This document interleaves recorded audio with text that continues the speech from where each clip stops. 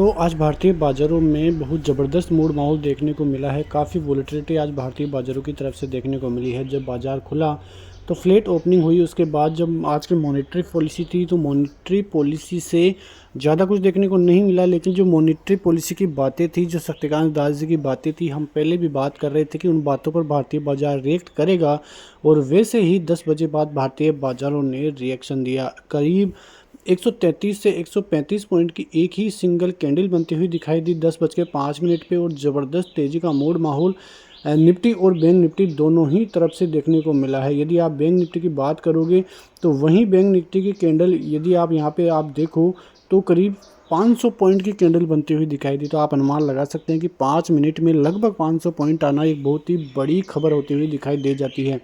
लेकिन फिर बाजार 51,200 तक बैंक निफ्टी जाता हुआ दिखाई दिया, 51,700 तक, और 700 से 50,900 का फिर से लो बनाता हुआ दिखाई दिया। तो आप अनुमान लगा सकते हैं कि ऊपरी लेवलों से लगभग 600 से 700 पॉइंट की गिरावट के साथ क्लोजिंग अभी बैंक निफ्टी में देखने को मिल रही है। तो यहाँ से थोड़े नेगेटिव संकेत है, क्योंकि क्लोजिंग जो है थोड़ी नेगेटिव ही देखने को मिल रही है।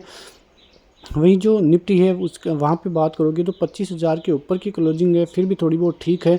लेकिन एडवांस डिक्लाइन रेशियो काफ़ी ज़बरदस्त आज बना हुआ है। एडवांस से जो है डिक्लाइन से बहुत ही अच्छे हैं। आज कई स्टॉकों में बहुत ज़बरदस्त तेज़ी देखने को मिली है, तेज़ी का रुझान भी आता हुआ दिखाई दिया है।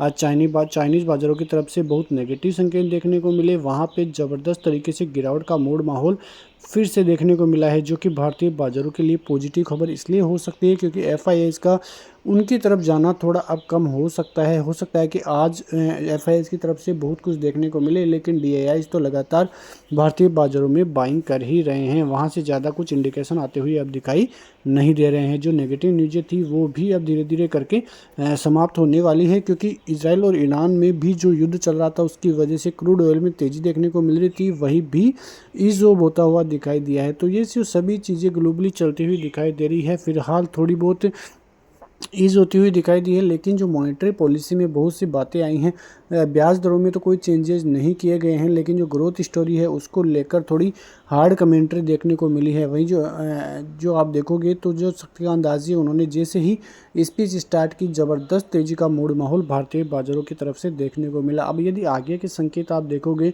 तो निफ्टी में 25,200 का लेवल पार होना बहुत ही ज़रूरी है। हम लगातार यही बात कर रहे हैं कि 25,200 का एक इम्पोर्टेंट जोन है, जो कि कॉल राइटर्स का जोन है। यहाँ पे आप देखोगे तो ज़बरदस्त तरीके से 25,500 और 25,200 पे कॉल राइटिंग बहुत भारी देखने को मिलेगी। भारतीय बाज़ारों में 200 के पार होना, 25,200 से पार होना मतलब 25,500 तक की रैली आती हुई दिखाई दे सकती है। लेकिन और वहीं आप बैंक निफ्टी की तरफ से देखोगे तो 51,600 से 51,700 का जोन, जो कि एक ज़बरदस्त कॉल राइटिंग का जोन है, वहाँ पे वो लेवल पार होने ज़रूरी है। तो अभी भी भारतीय बाज़ारों में थोड़ा तेज़ी का जो इंटेक्ट है, तेज़ी का रुख इंटेक्ट रह सकता है, और जो स्टॉप लॉस है वो जो पिछला बॉटम है वहीं हो सकता है कि भारतीय बाज़ारों में बॉटम बन गया हो। लेकिन अभी आज की क्लोजिंग कल निर्धारित करेगी कि भारतीय बाज़ारों में मूड माहौल कैसे रह सकता है। आज बैंक निफ्टी की तरफ से एक्सपायरी भी थी, कल निफ्टी की एक्सपायरी है, तो वहाँ से ज़बरदस्त संकेत फिर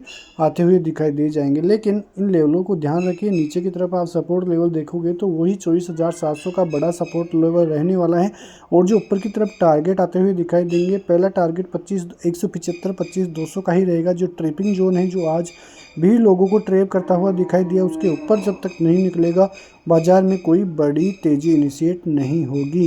तो ऐसी खबरों के साथ मिलते हैं नेक्स्ट वीडियो में। तब तक के लिए नमस्कार, जय हिंद, जय भारत, वंदे मातरम।